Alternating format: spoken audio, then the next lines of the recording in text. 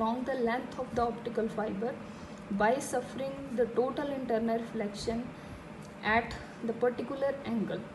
So the maximum angle of the incident ray of light at the face of core of optical fiber.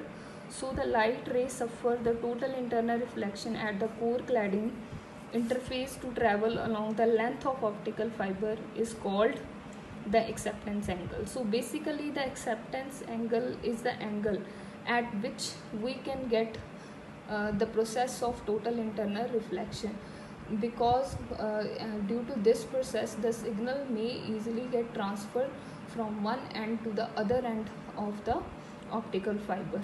So as shown in this figure, there is a optical fiber, and the inner portion of this optical fiber, which is called a core, has a refractive index mu1, and the upper this jacket is called cladding, which has a refractive index mu2, and the refractive index of air is mu1. So now the light ray incident at the angle of theta I, and when the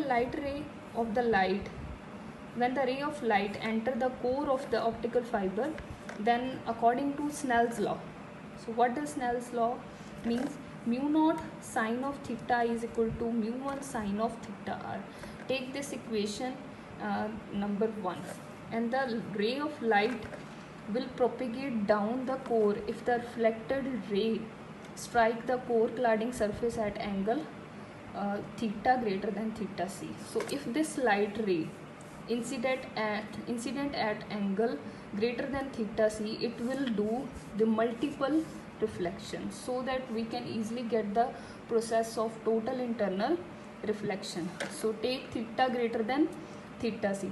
So taking sine both sides, sine theta greater than sine theta c, but sine of theta c is equal to mu2 upon mu1, because we can take the two surfaces mu2 mu1 and the upper surface mu2. Now put the value of sine of theta c in the equation 1. So sine theta c, theta greater than mu2 upon mu1. Now theta r plus